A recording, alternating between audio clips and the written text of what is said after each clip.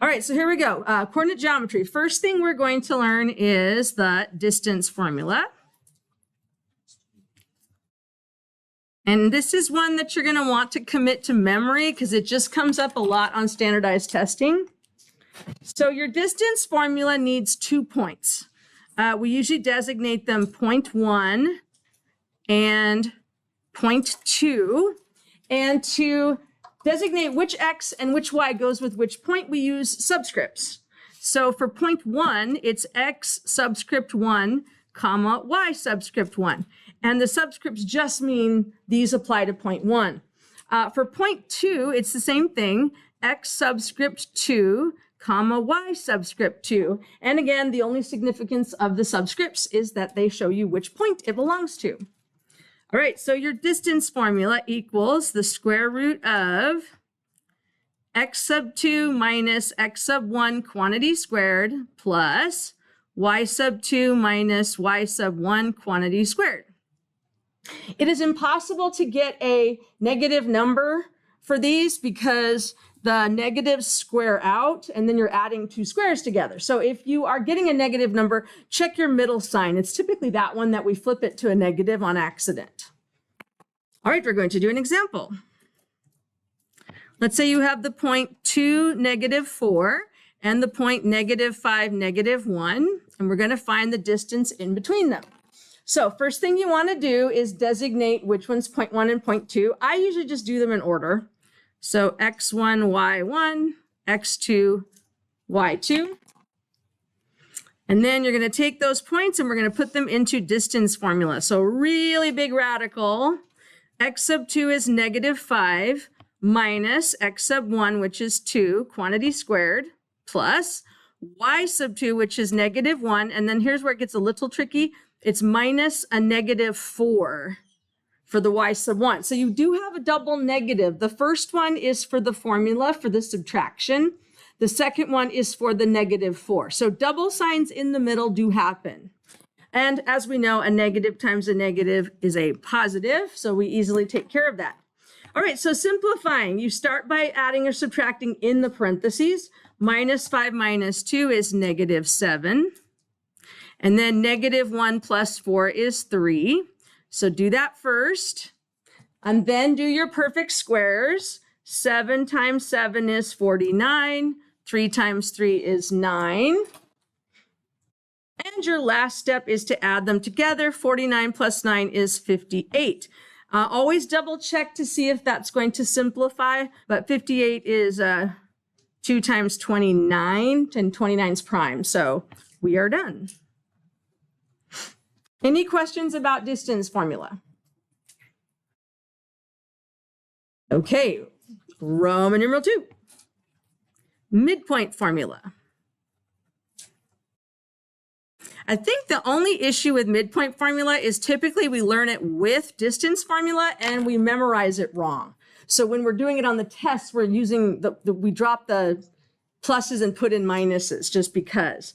I like to think of it, to keep it straight, as the average of the x's and the average of the y's, because that's what you're doing. You add the two together and divide by 2. That's finding an average. So your actual midpoint formula is x sub 1 plus x sub 2 divided by 2. And then the average of the y's, y sub 1 plus y sub 2 divided by 2. So you're just finding averages. All right, so the example we're going to use the exact same points that we did on the other one, 2, -4, and -5, -1. We're going to find the midpoint. So the first step is always the same. Designate your points, x1, y1, x2, y2. And then we're going to put it into the formula. So the average of the x's is 2 plus a -5 all over 2. The average of the y's is -4 plus a -1 all over 2. You add and divide by 2. So 2 minus 5 is -3 over 2. That's as far as that goes. -4 minus 1 is -5 over 2. And I just did them in my head, but a positive times a negative is a negative. And that is your midpoint. Midpoints are often fractional. It's very rare that they are an actual whole number set of points. All right, any questions about midpoints? All right, since this is the first day of Conic Sections, we're going to do a little drawing challenge and figure out what it means to be a conic section. So Roman numeral 3, conic sections. And we're going to draw two conics, which looks like a cone and a cone touching at their pointy end. So usually the way I do it is I draw a nice big X, and then I make the top an oval. It's really a circle, but it's on perspective. And then the bottom, and then you use dashes for the back side of the bottom. All right, so draw two of those. Go ahead. I'm sure you'll draw them better than me.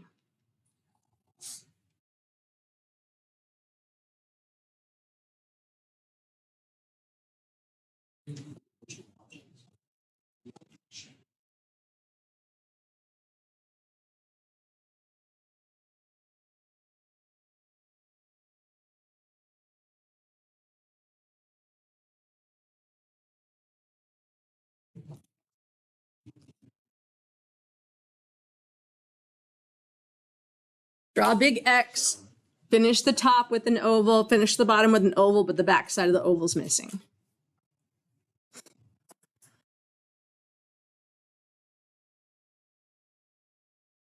All right, so conic sections means you're taking a section of a conic. So imagine a cookie sheet slicing through this figure.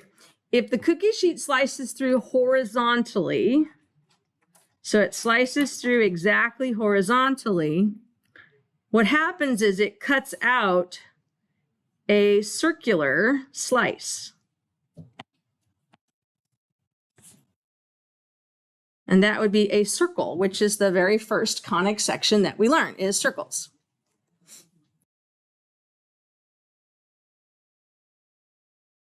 Now, if you take the cookie sheet and you slice through, but it's not perfectly horizontal, so you go through crooked, then your slice will be oval shaped because you're slicing through it crooked. That little oval shape is called an ellipse, which is the second conic that we learn.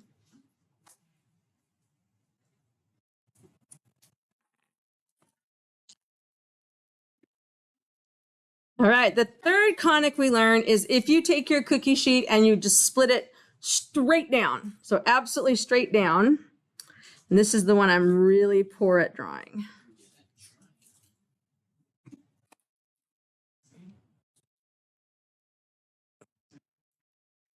Yes, so if it goes straight down, you end up with a flat edge and a curve, and a flat edge and a curve. Basically two curves going in opposite directions. That is called a hyperbola, not a hyperbole. That's English class. Hyperbola, hyperbola. And it's a two-piece graph with bells going opposite directions. All right, so the last one is the one that you already know how to do. We'll be adding on to what you know, is if you slice the cookie sheet crooked through the flat end,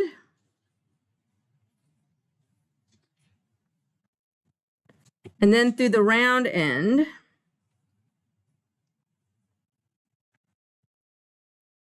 and what you end up with is a single curve going upward in this case. That would be a parabola.